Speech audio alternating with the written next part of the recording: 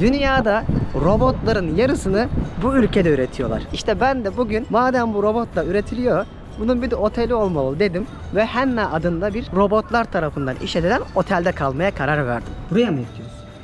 Ya robotla check-in yapıyor. Çok enteresan. Düşünün, İstanbul'un nüfusu 18 milyon, Tokyo'nun 38 milyon. Şimdi Türkiye'ye getirebiliyoruz mu acaba? Çok büyük hizmet. 102 ülke gördüm, ilk defa bir otelde görüyorum. Ne ola ki bu acaba Japonya? Arigato gozaimasu. 6 trilyon dolarlık ekonominin neredeyse 2 trilyon doları bu kentten çıkıyor. Kafasıyla beni takip ettiğini fark ettim bak. Japonlar nasıl başardı diye düşündüğümde, böyle biraz araştırmalar da yaptığımda, how is it going?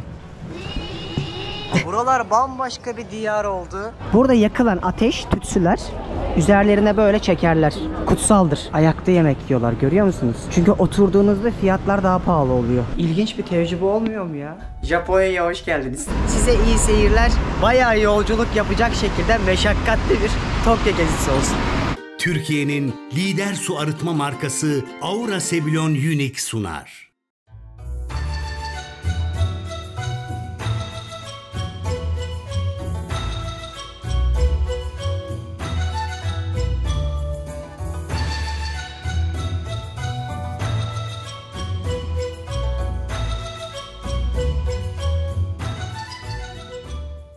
Hanımlar beyler, ben Deniz Pehlivan. Dünyanın en büyük metropolü, Japonya'nın en önemli kenti Tokyo'dan herkese merhabalar. Hatırlarsanız bundan önceki gezimizde Osaka, Kyoto gibi yerleri gezmiştik. Dünyanın en hızlı trenlerinden olan Shinkansen'le buraya gelmiştim. Dün otelime yerleştim, uyudum, dinlendim. Bugün artık sizlerle güzel bir seyahati artık başlatabiliriz Tokyo'da. Aslında bugün çok özel bir otelde kalacağım ama girişim saat 3'te. O yüzden ben de dedim ki dünkü otelden hani git gel yapacağımı, çantamı bırakayım, gündüz gezeyim, akabinde de otele giriş yapayım. Çünkü videonun introsunda da gördüğünüz üzere robotlar tarafından işletilen bir otel olduğu için kapıda abi benim çanta şurada kalsın deyip diyememe konusunda emin olamadım. O yüzden bu şekilde ilerlemeye karar verdim.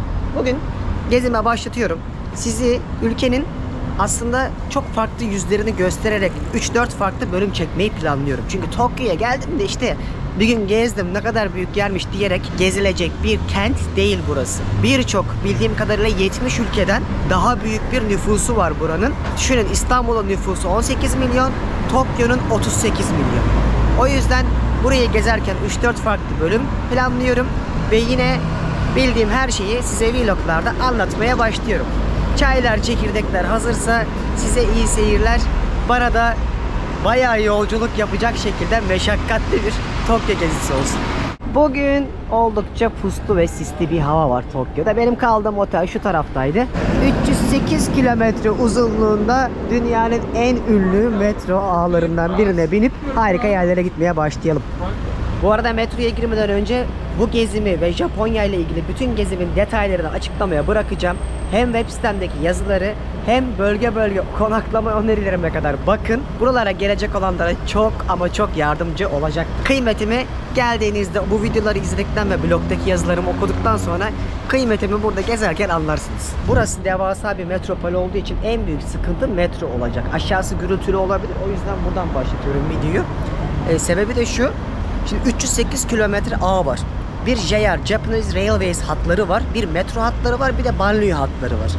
Yani bunların hepsini öyle bir sistematik olarak ayırıp ama aynı zamanda makul yerlerde toplamışlar ki insan bir yere giderken önce kafası karışıyor. Ama Allah'tan Google Maps burada çok iyi çalışıyor. Hangi hatta, hangi kapıdan gireceğine kadar yazıyor. Şöyle de bir şey var. Her seferinde bilet almak istemiyorsanız benim biraz sonra yapacağım gibi PES almanız lazım. Şimdi onların hepsini size göstereceğim. Neymiş bu durağın ismi? Kayabacho istasyonu. Benim gideceğim yerin ismi Ueno istasyonu. Böyle gri bir hat. Bu hattın ismi de Hibiya Line'miş. Ulan şu Google Maps'in var ya, gözünü seveyim. Bu olmasa hayatta gezemem. Abi şimdi bakın, durumu şöyle anlatayım. Her bir renk her bir hattı temsil ediyor. Ve şuradaki kırmızı hatta şurada bir circle var. Burada tam görünmüyor. O herhalde Japanese Railways'in yani JR hattı. Bir circle var. O daire bütün hatlara dağıtıyor sizi. Ama benim şimdi gideceğim direkt olduğu için sıkıntı yok. Şuradan hadi bakalım bir PES almaya deneyelim. Allah'tan bak İngilizce her şey yazıyor. Şimdi ben bir commuter pass alayım. New commuter pass diyelim. Buraya kadar, gerisini anlamadım. Yardım istedim. Şu arkadaş sağ olsun yardım etti. Günlük veriyorlarmış. Bir gün olarak alabiliyorsun dedi. O da 600 yen. 24 saat sınırsız bütün trenlere binebiliyorum. Metro olarak söylüyorum tabi. Sadece 4 dolar. Ve burası da Tokyo. Bana çok uygun geldi. Yorumu siz yapın. Paramı yatırıp alacağım, bu kadar. Çok iyi sistemleri ya. Harika.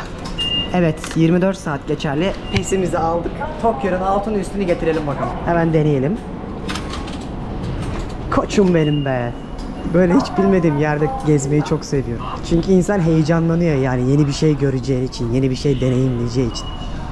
Bu arada 1920'lerde yapılmış bu metro ve bunu niye söylüyorum? Asya'nın ilk metro ağıymış. Japonya'daki, Tokyo'daki bu metro hattı ve şu anda 300 küsür kilometre ağları var. İnanılmaz. Geldim. Oğlum herkes koşuyor. Herkes koşuyor. Herkesin bir acelesi var. Herkes telaşlı. Ve kimse gülmüyor. Kimse... Bu kadar metropole gelince işte böyle oluyor. Ya demek ki abi ben artık dünyada şunu net hissediyorum. Ne kadar şehirleşilirse o kadar mutsuzlaşılıyor. Gerisi hikaye. Ben şehirlerde mutlu insan görmedim ya. Gerçekten artık bunu kabullendim yani. Böyle sağda durursanız çok kızarlarmış. Yürüyen merdivenlerde ve toplu taşımalarda falan asla yeme içme kabul edilmiyor. Böyle şey ayıplayarak bakıyorlarmış. Aa, şuradan da bir su alayım ya. Şu otomat işi harika. Vallahi artık Japonya var ya, avucumun içi gibi biliyorum. Her şeye hakimim yani, çok rahatladım. Bundan sonra dünyanın her yerine gitmek daha kolay olacak benim için. İnsan böyle daha lüks, şatafatlı bir istasyonlar bekliyor ama bu geldiğim istasyon gayet böyle New York'takiler gibi falan, sıradan.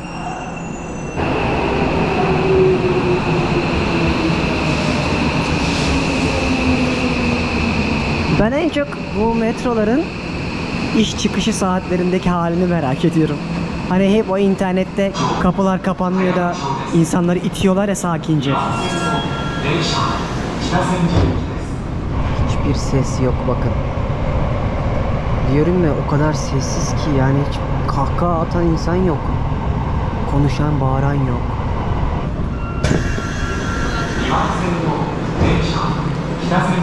Uene'ye geldim. Dondurmanın da otomatını yapmışlar. Ama benim bildiğim bir marka değil. Bilenler varsa yazsın. Her şeyin otomatı var. Her 27 kişiye bir tane otomat düşüyor ülkede. Bak şimdi az önceki şu akbil gibi denir bizde, tam doğrusu ne? Koyuyorum. Çıktım. Böyle bir yerden çıktık. Çok güzel bir hava var. Tam yaz havası. Gezmek için birazcık da güneş olsa daha keyifli olabilirdi. Burada dünyanın en, hatta Matrix'in falan hatta sahnesi de vardı. Kalabalık. Karşıdan karşıya geçebileceğiniz yer var. Ama onu sonraki bölümde çekeceğim. Hatta burada az önce daha konuştum. Beni de takip ediyormuş sağ olsun. Japonya'da yaşayan bir Türk arkadaş var. Yarın onunla beraber hem gezeceğiz oraları hem de ondan Japonya'yı dinlemek istiyorum. Hani bu zamana kadar size yaptığım videolardaki yorumlarım doğru mu değil mi? Birazcık o doğrular nitelikte olur. Şöyle bir yerin içerisinden şimdi parkın olduğu yere gidiyorum. Niye parkı gösteriyorum size? Birazcık şehirleşmeden bahsederek. Çünkü videoyu yapmak istedim. Buradaki koca bir metropolün adamlar bir şekilde her yerine park kurmayı başarmışlar. O yüzden böyle gittiğim yerlerde gördüğüm örnekleri size aktarırken hani şehirleşme konusunda bizim ne kadar eksik kaldığımızı iliklerinize kadar hissedeceksiniz. Yani insan şuradan baktığında, tabelaları gördüğünde bile ya da yoldaki şu uyarı yazılarını gördüğünde bile yani başka bir gezegene geldiğini hissediyor. Bunu Kore'de de hissettim ama sanırım bu konuda en iyi örnek Japonya'da oldu. Şimdi mesela Kore ile Japonya'yı kıyaslayayım ben size. Arada çok fark var arkadaşlar. Hani Japonya ve diğerleri desek daha doğru olur. Bu benim şahsi deneyim ve tecrübelerime göre yaptım. Hissettiğim yorumum. Bak herkes sokakta sigara içmek yasak olduğu için belirli alanlarda sigara içebiliyorlar sadece. Öyle elime sigarayı alayım da ışıkta bekleyeyim olayı burada yok.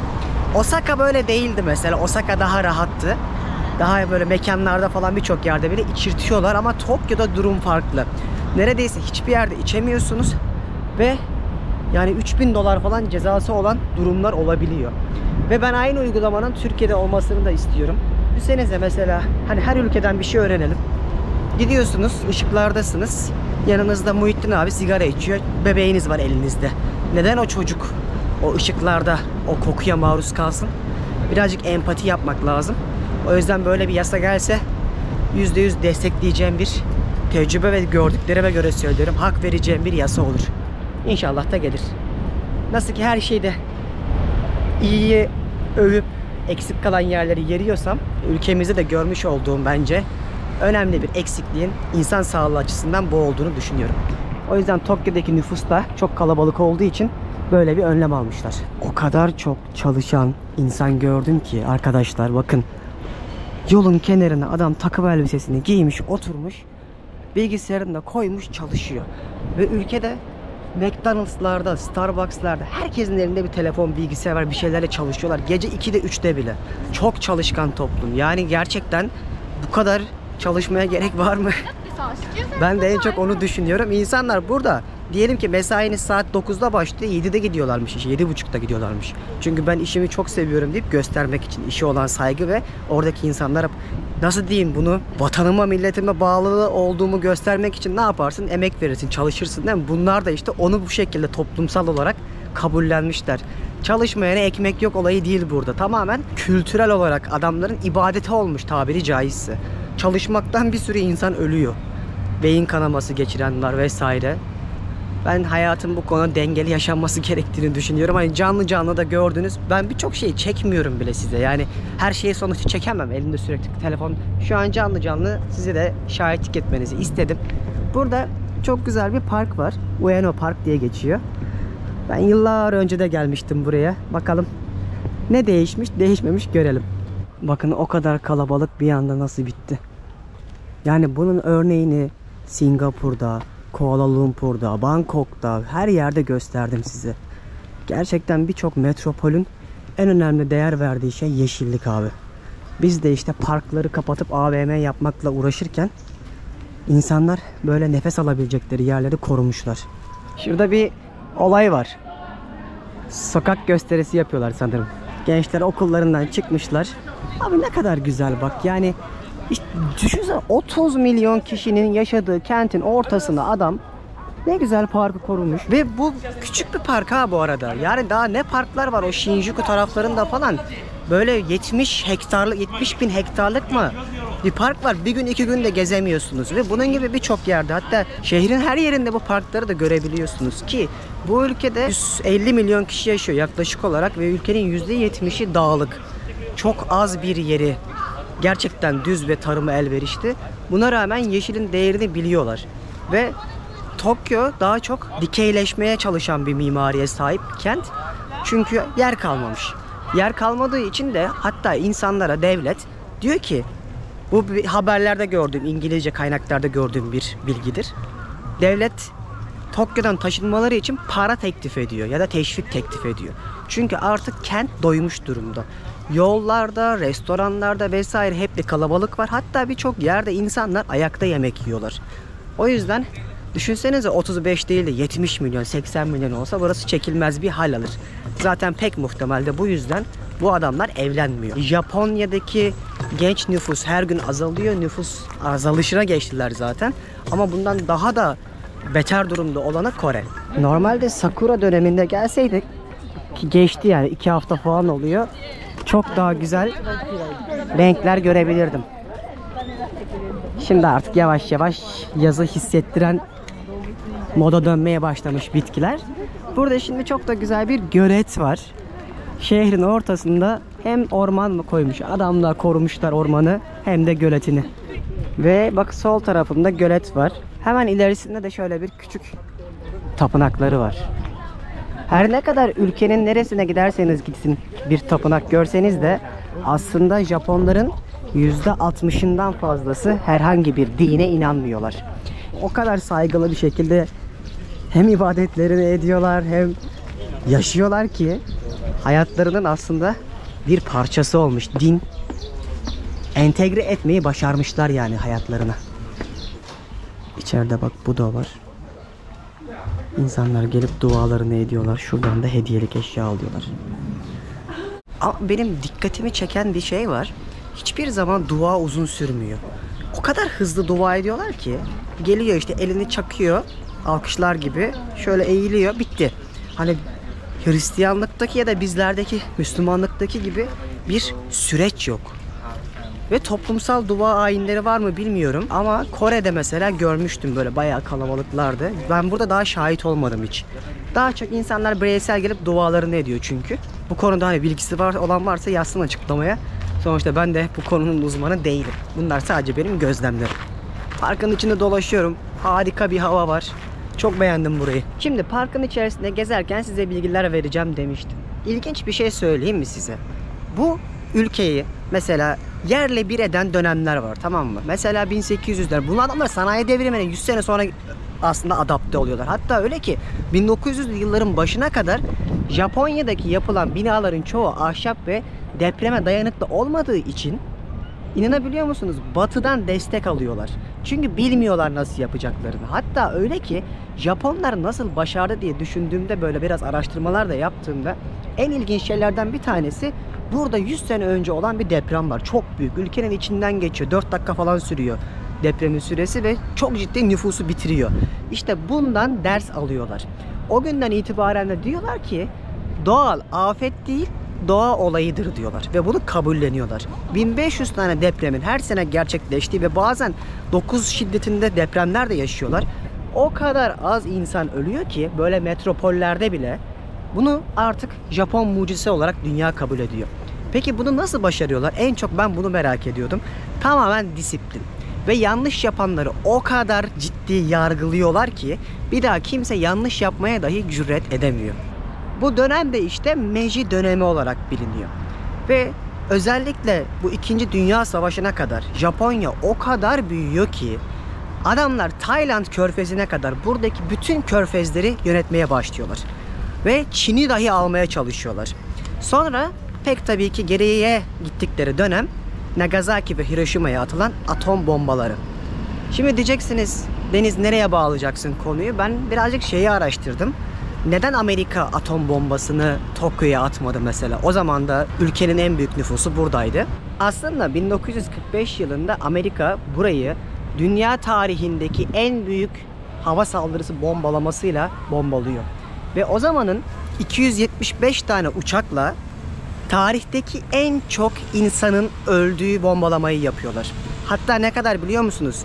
O zamanın Tokyo nüfusunun %7'si, yaklaşık olarak 200 bin kişi ve şehrin de 41 bin kilometre kareliksi yok oluyor. Zaten bu bombalamadan sonra artık yavaş yavaş mücadeleyi bırakmadıkları için Japonlar, Amerikalılar ne yazık ki dünyada ilk atom bombasının atıldığı olay olan Japonya'ya atom bombasını atıyorlar.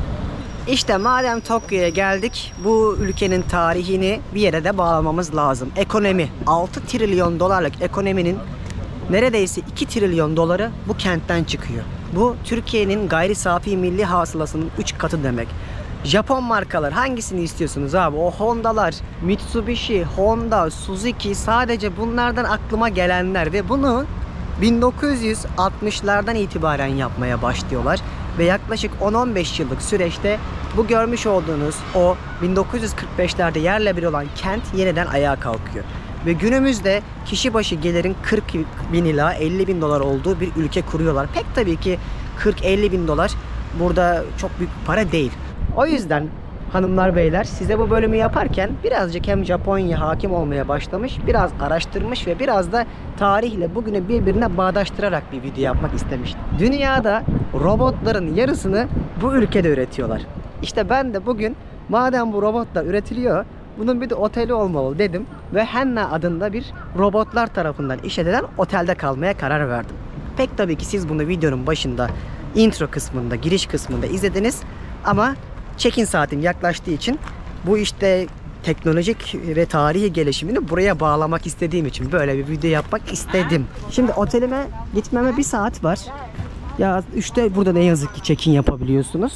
O yüzden burada bir tapınak bölgesi var. Hem de böyle şehirde, Tokyo'da mutlaka görmen gereken nokta diye geçer. Oraya doğru böyle geze geze gideyim. Tokyo'nun en eski tapınağı aynı zamanda. Oraya doğru gidelim. Yine metro ile gideceğim. İstersem yürüyebilirdim 35 dakika falan ama zaten sınırsız kart aldığım için rahat rahat giderim. Hiç çöp kovası gördünüz mü Allah aşkına? Arkadaşlar, çöp kovası gören var mı? Bir tane yok ülkede, bir tane. Çünkü herkes çöpünü çantasına koyuyor, evine kadar taşıyor, evinde ayrıştırıyormuş. O yüzden böyle çöp gördüğümde, ki genelde kafelerde ya da 7-Eleven'larda atabiliyorsun, seviniyorum yani, hani artık bugün çöpümü atabildim diye. Ya biraz abartmış olabilirim ama gerçekten durum bu. Ben hiç daha çöp kovası görmedim. O kadar sistem olarak artık buna herkes alışmış ve adapte olmuş. Gideceğim hat turuncu hat. Şimdi turuncu hatla 5 durak sonra varacağız. Mesela New York'ta böyle çok basık bir şekilde metro istasyonlar olur. Böyle görüyorsunuz ne kadar bu ferah değil yani. Osaka'dakiler falan ne kadar iyiydi. Çünkü eski. Eski olduğu için de bu şekilde birazcık daha modern görünen metro istasyonlarına nazaran insanı biraz kasvetli hissettiriyor. Bak şu an buradayım. Ueno'dayım. Buraya gideceğim. Asakusa'ya. Bu hattın en başı da Shibuya. Burası da en ünlü yerlerden birisi. Ama sonraki bölümde izleyeceksiniz onu. Çünkü Cem'le buluşacağız. Cem bana oraları böyle çatır çatır gezdirip anlatacak. Arkadaşlar diyor, kanala abone olmayı ve yorum yapmayı unutmayalım diyor. Teşekkürler Japonca.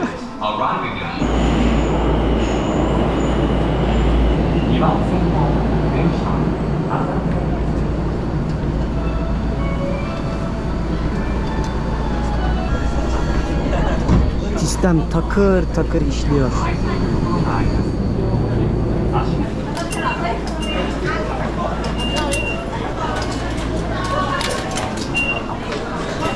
Hello. Tok rickshaw ha. Arigato, thank you.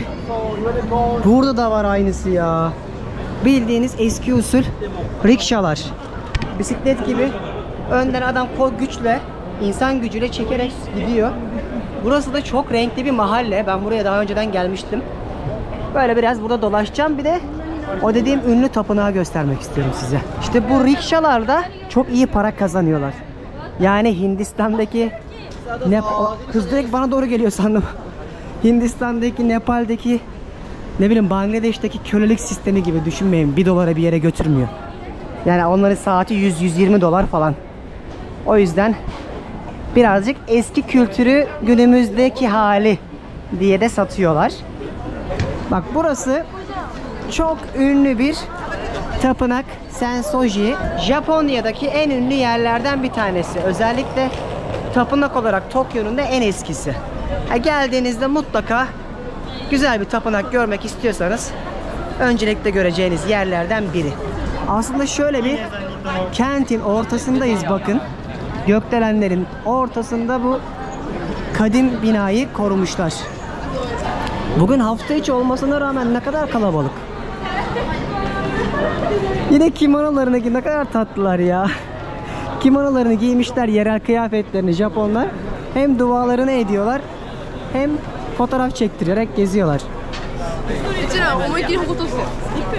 Çok ilginç. Mesela okuldan çıkan çocuklar var bak böyle. Hepsi aynı model giyiniyorlar. Ve yani tapınağa gelmişler mesela. Yani bir şey de yapmıyorlar, burada takılıyorlar.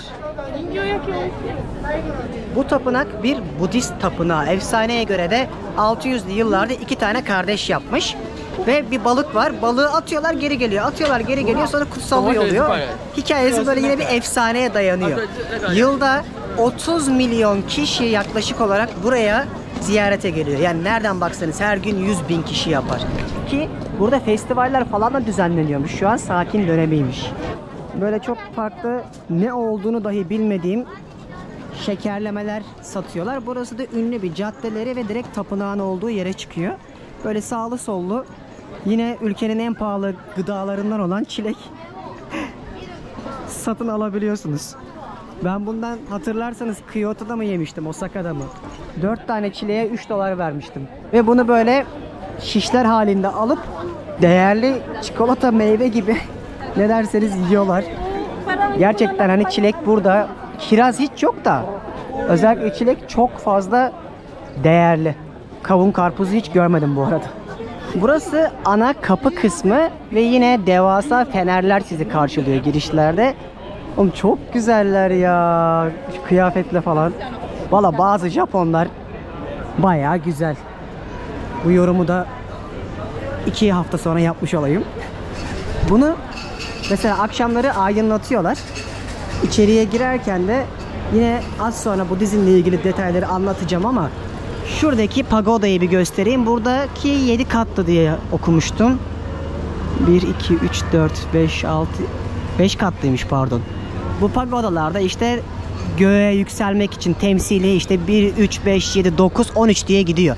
Bunları Osaka'da size anlatmıştım. Açıklamada ve yorumların en başında sıralı olarak Japonya'nın bütün videolarının linkini koyayım. Oradan bakın.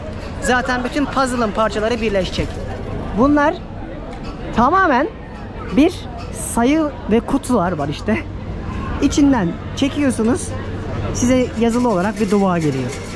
Sallıyorlar. Kiminde böyle çubuk oluyor. Çubuk çekiyorlar. Kiminde kağıt oluyor. Hatta bak fortune yazıyor. Yani bildiğiniz kader kısmet. Bak burada mesela adam çekti. İçinden bir numarası geldi. Biliyor hangisi olduğunu. Onu içinden çekecek. Sonra da şu kızınki gibi bir kağıt.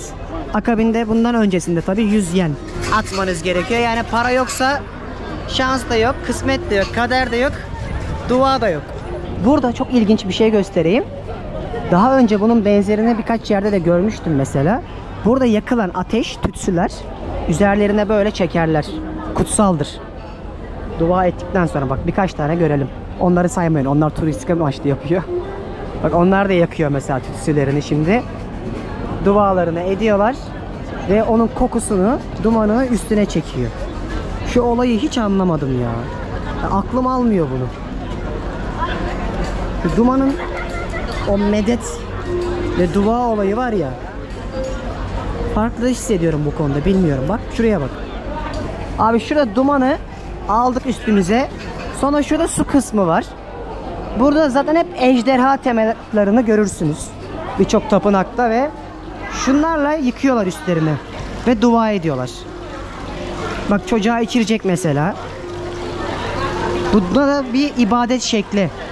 Ve bunu da genelde hep şu kaşıkları kullanırlar. Onunla aslında dualarını ederler. Şurası da artık tapınağın ana binanın olduğu yerin yapısı. İçeriye doğru gidelim. Burada her zamanki gibi ne var? Para atıyorsun. Şaşırdık mı? Tabii ki hayır.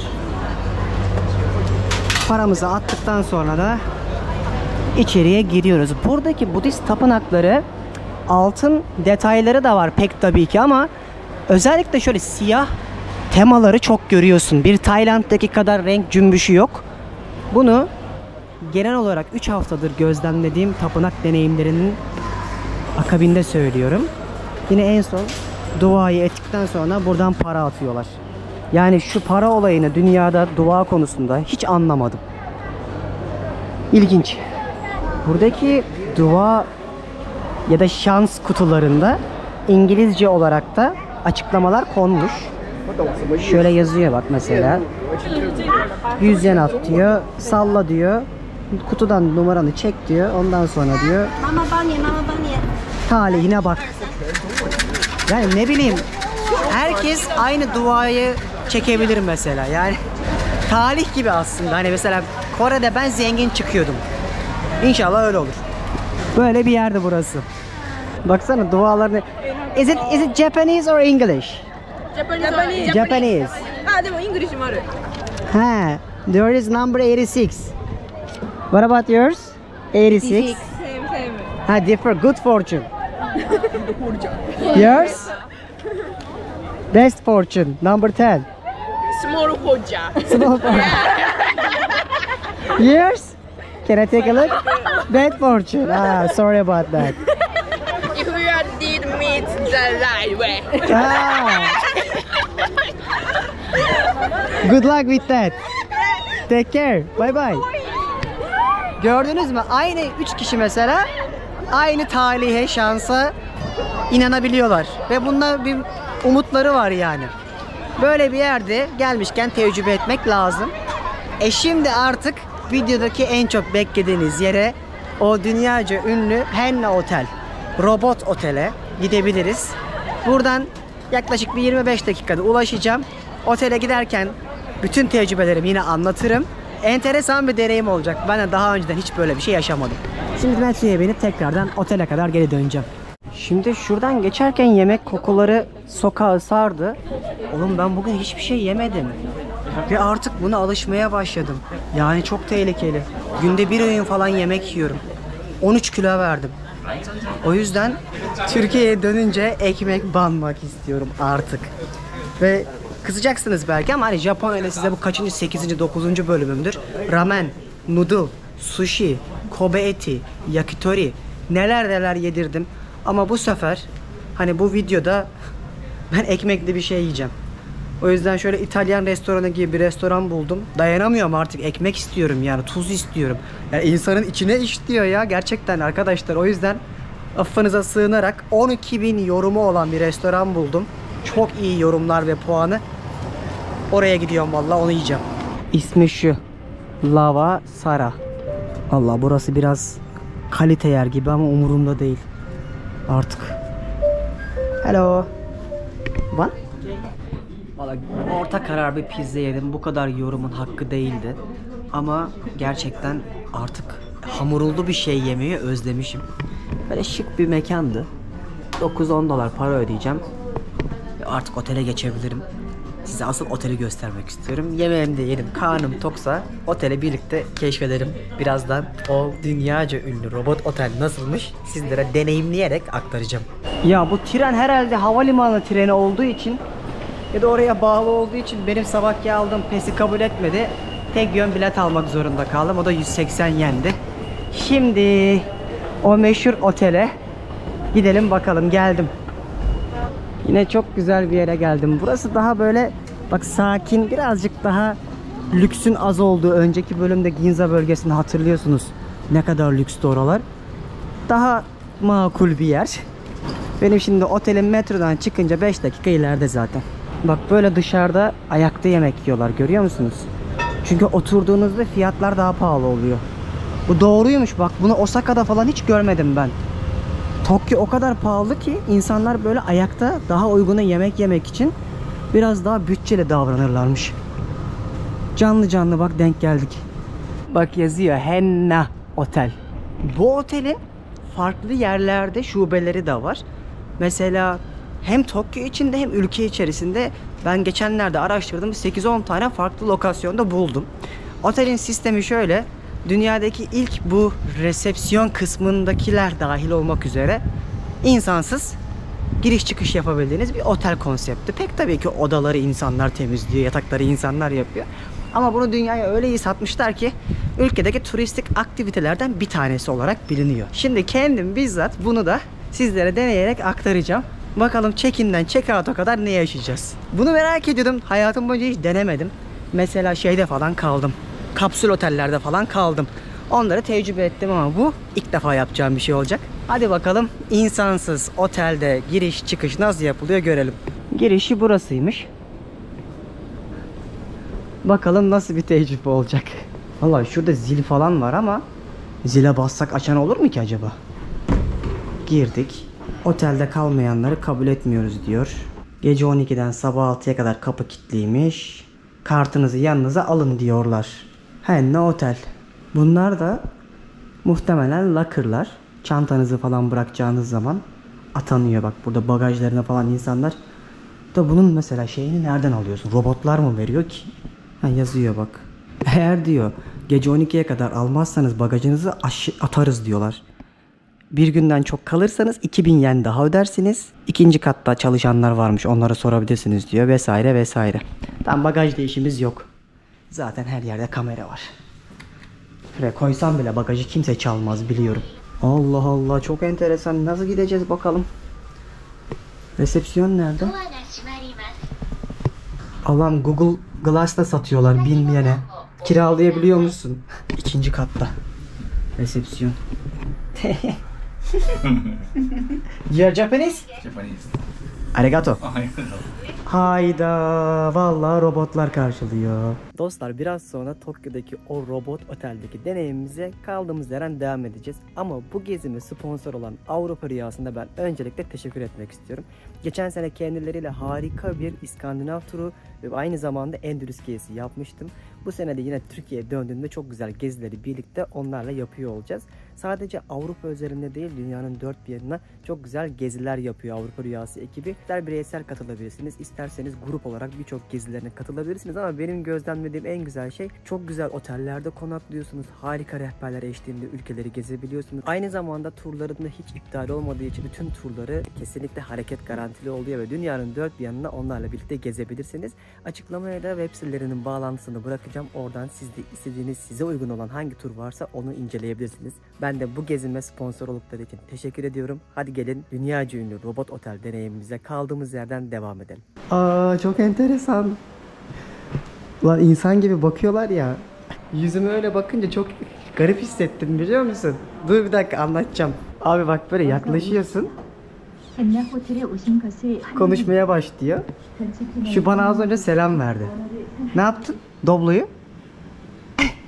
Giriş işlemleri şöyle yapıyor. Direkt robotların önünde beklemeye başlıyorsunuz ve sistem otomatik olarak iPad ekranlarından size check-in bilgilerinizi getiriyor. Öyle yazmışlar. Şurada da şu şekilde anlatmışlar. Şansımı deneyeceğim. Hani kahvaltı falan da var. Sabah 10'da veriyorlarmış. Şimdi kadını mı seçelim, erkeği mi? Kadını seçelim. Bu daha güler yüzlü görünüyor. Hello. Screen'i touch diyelim. Okey. İngilizceyi seçelim. Name Deniz. I'm calling your hotel staff. Nasıl One ya? moment, please. Tamam. Arigato gozaimasu.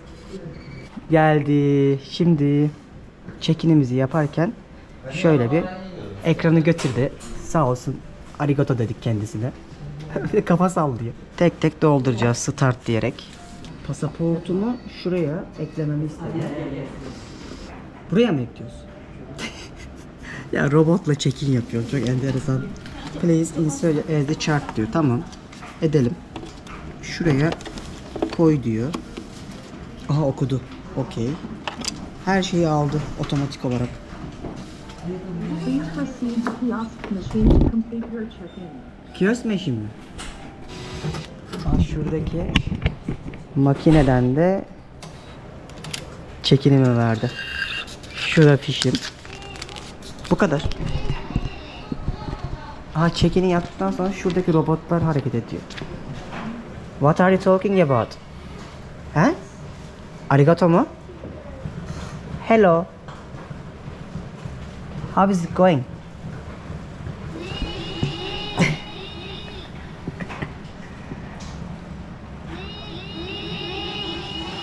How old are you? Are you okay? Bagajlarınızı kilitleyip çıkabiliyorsunuz hani akşam gelirseniz diye. Buraya da şeyleri koymuşlar. Gecelik gibi kıyafetler çok oluyor Japonya'da. Bundan alabiliyorsun. Kulak temizlemek için bir tane şey koymuş oraya. Diş fırçası, macunu vesaire. Her şey var. İlginç bir tecrübe olmuyor mu ya? Hani ilk girdiğimde resepsiyona hissettiğim çok enteresan. Abi şimdi check-in'imi yaptım. Her şeyim hazır. Kafasıyla beni takip ettiğini fark ettim bak. Döndükçe o da dönüyor. Ve gözünüzün içine bakıyor resmen. Çok ilginç bir deneyim. Yakında bütün dünyayı istila edecekler. 1115 benim numaram. Şimdi bir de odayı kontrol edelim. 1115. Şu tarafta. Bir bakıyormuşum, içeriden de robot çıkıyormuş.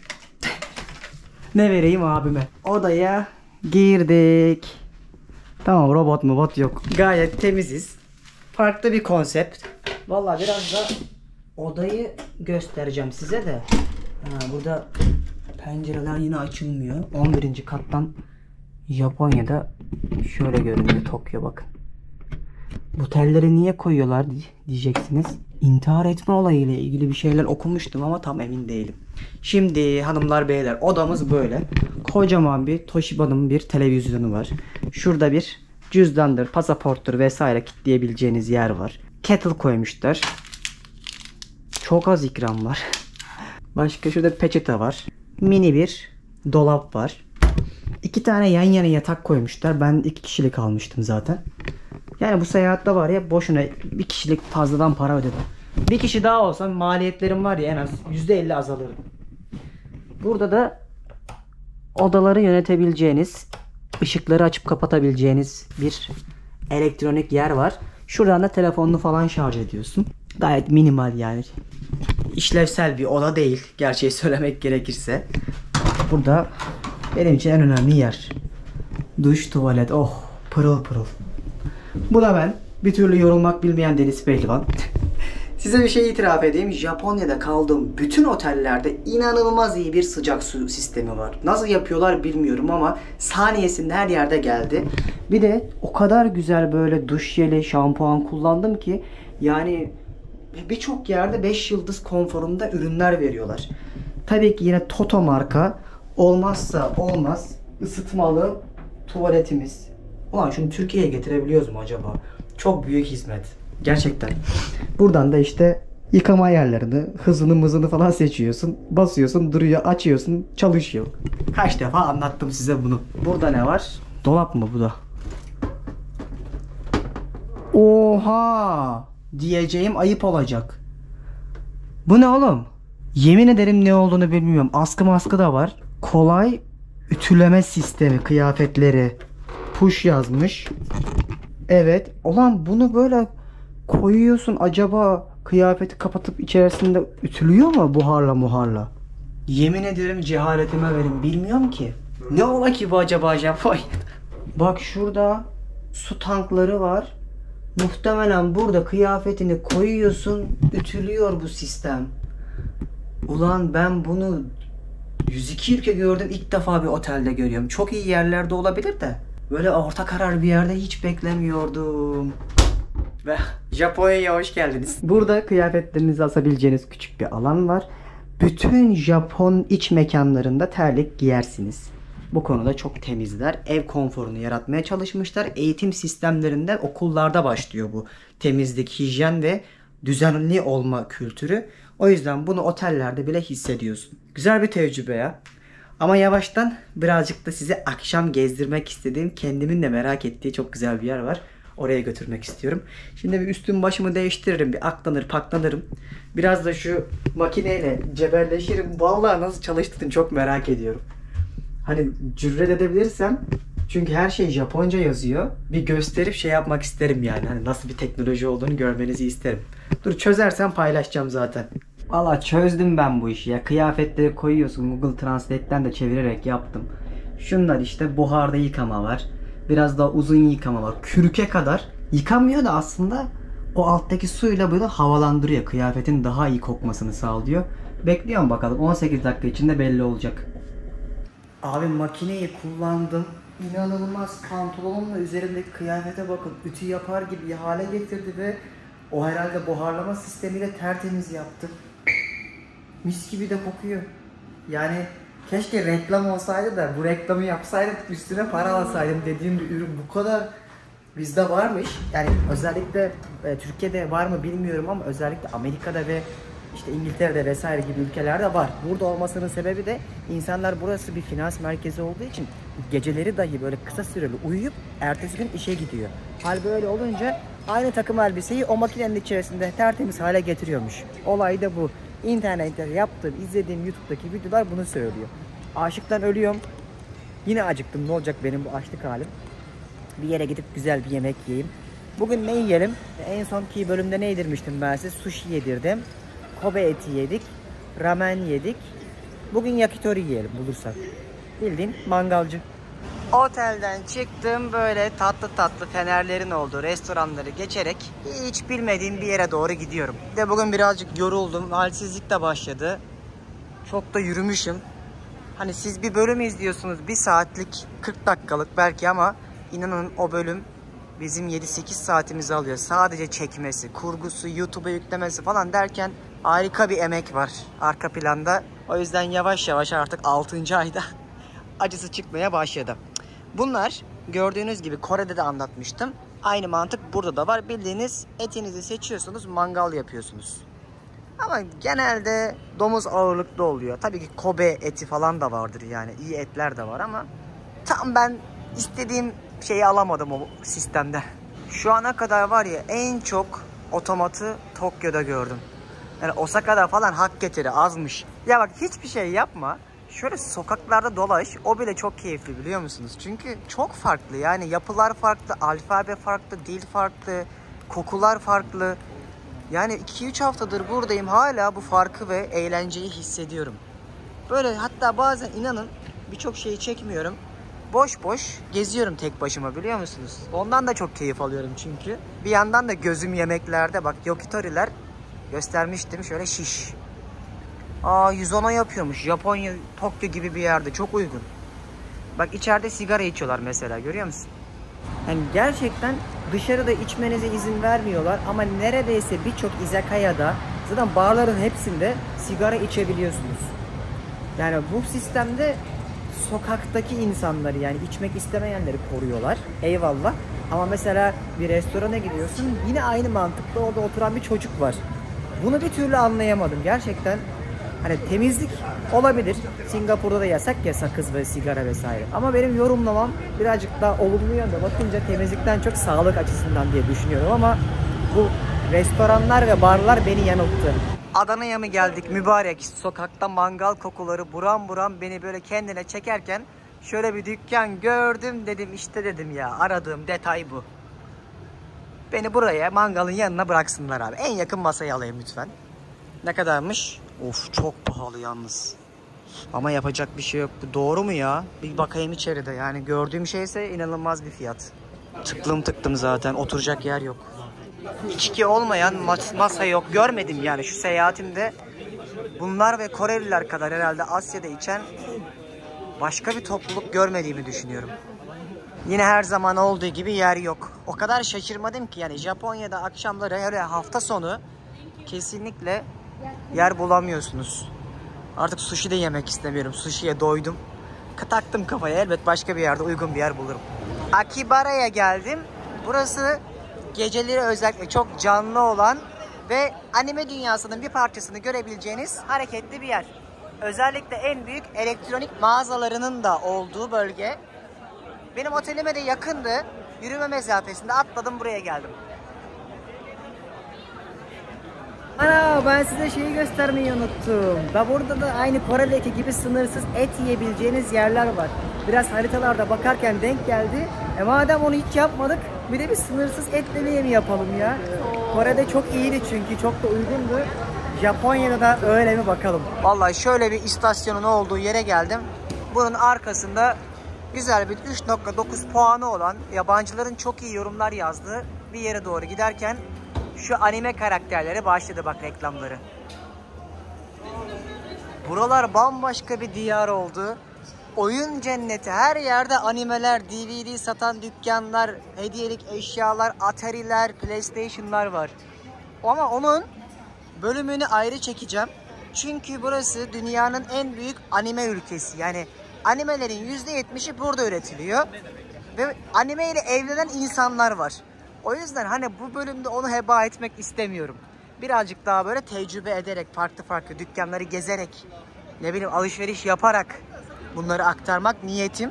Bu animenin öyle çılgınları var ki gerçekten tabiri caizse hayatlarına buna adıyorlar. Mesela küçücük parça bir koleksiyon için milyon dolarlar verebiliyorlar. Eğer özel bir parçaysa. Böyle dikkatimi çekti. Şu gördüğünüz mağazaların hepsinde de oyun satıyorlar. Hatta hatırlarsanız Tekkenler, Tsubasa'lar.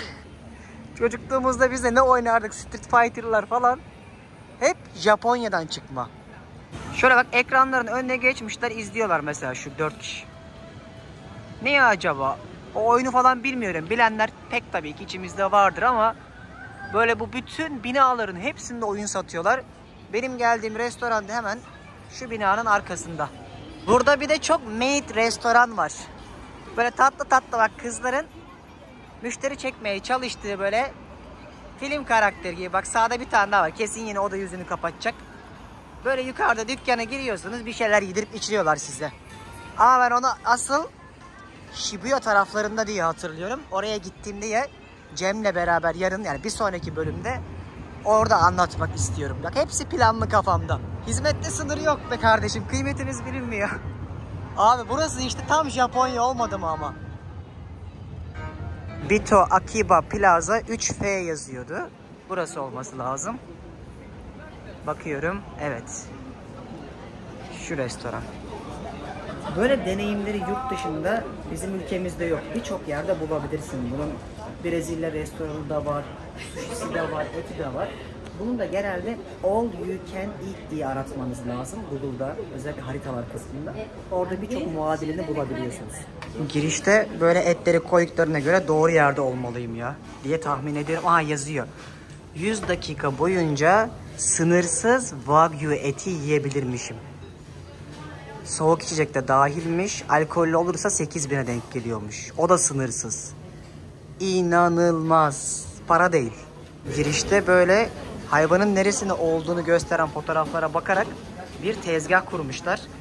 Buradan kesinlikle zarar gelmez. Burası da kapanıyor. Almadılar. Gerçekten sinirlerim bozuluyor artık. Yanında bir yer daha var. Orayı deneyeceğim. Vallahi sinirlerim bozuldu. Nerede bulursam bir şey yiyeceğim artık. İyi kötü bakmayacağım.